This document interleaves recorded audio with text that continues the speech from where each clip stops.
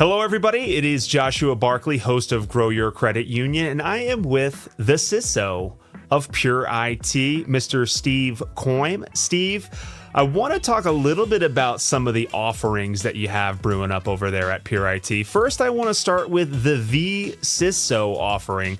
Sure, absolutely. So one of the things that we offer is what we would call a virtual CISO, so a virtual Chief Information Security Officer. So somebody to really help you build your strategy and your program and understand where to go. We really see that there's two different focuses of things within the security side. There's the part that happens within what I'm going to call the risk or the business side. That is, what are we going to do? What's our risk going to be? What are we going to build? And we're going to build a program.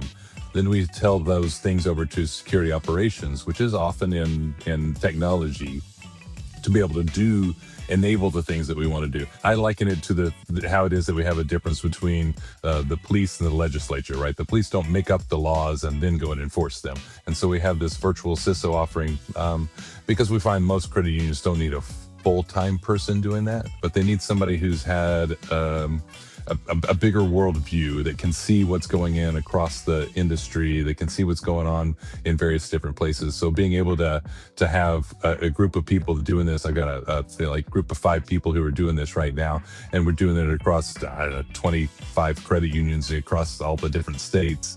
And so we see 15, 18 exams per year. We see all the audits per year. So we keep seeing the things, and we can see pieces and help build a program that works as we're working across the board for different things. And Steve, is it obvious, like if I'm a credit union leader, is it obvious that I need a vCISO, or is this like you come in and tell me I need it? Like, who is a good candidate for this? Yeah, so it's really going to be across the board. Everybody actually needs something to do that. We get a lot of folks that come to us because they're actually getting a finding about not having information security separated from IT. There's no dual control, right? If it's all there and all in one place, they're lacking the dual control. And so they'll come to us to be able to help fill that so they can do that over in risk, because they don't have somebody who has that expertise in the business side of things. There's not somebody who has that.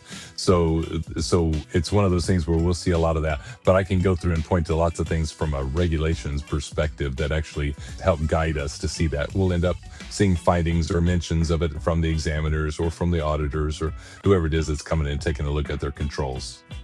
And how resource intensive is this for a credit union leader, Steve? Like, how much resources do I need to offer you to help you get to where your team needs to get to? We'll go in and provide a lot of the actual effort that's there. It's really going to be depending on how much things that are needed from a security perspective, that I'm going to call the tactical work. The tactical work, we may be pushing the boundaries of where some of the people in the IT department know how to do or enable the things that we're asking. But we have enough experience in doing it or seeing it somewhere else that we can help guide them along. For us to build a program has become one of those things after 10 years where we've been able to do, because we're all on the same journey. We're all doing the same thing. We're all just at different places on the path. And we're just trying to find where you are on that path and help keep moving you down there. It's really all about how we get to be proactive about security and not be reactive and let it happen to us and then deal with it. How do we get proactive so it never does? So we don't have to deal with an incident, and we can manage those things a lot better that way. Let's shift things a little bit, Steve, because there's another offering I want to talk about. And I don't know if you know this about me, but I get a lot of fan mail, so a lot of physical mail, right? And the thing I keep getting in all the letters people write to me is, ask about vulnerability scanning. I mean, it's come up in at least 200 letters that I've received. Vulnerability scanning. What is out there for vulnerability scanning? And it just so happens that Pure IT does have an offering for vulnerability scanning. Can you help me understand that a little bit? Yeah, absolutely. So it's one of those things. If we have new things that happen and new vulnerabilities that are identified every day, multiple times a day, and we can't go and just wait for an annual pen test to be able to go and say, hey, we found all these things, and then you fix it and you assume everything is good for another year.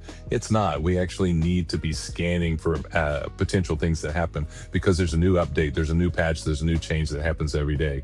We do have a service that we do. We use a tool called Connect Secure, and we actually use that both in our CISO offering and actually when we do patching patching for somebody. We actually do that in the patching side, because the thing that we want to do is we want to end up making sure all of this stuff is clean, right? From a patching perspective, we go through and run patches, but if it's something that is actually end of service or end of life, it won't have a patch. You need to upgrade it to something else. And so the patch service won't see it. It'll mark it as green, but the vulnerability scanner will go, no, you need to upgrade to, Windows 11 25H2, not 22H2 or something like that.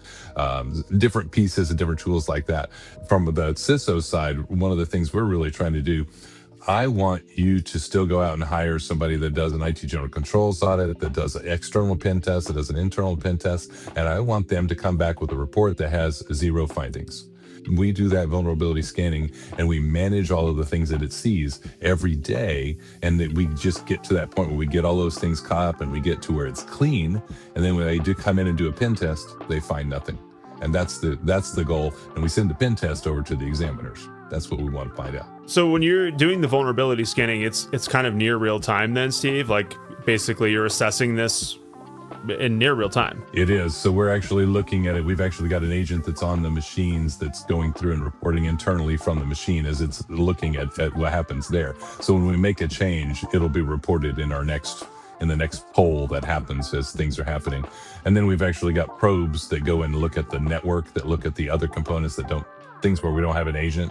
So it'll go out and look at those things. We do the same thing from the outside. So we can actually, we have cloud-based probes that will go and look and scan your different things there. So we're scanning those, and we do that on a regular basis. And when we see something, it comes up, and we have then security analysts, another offering that we have.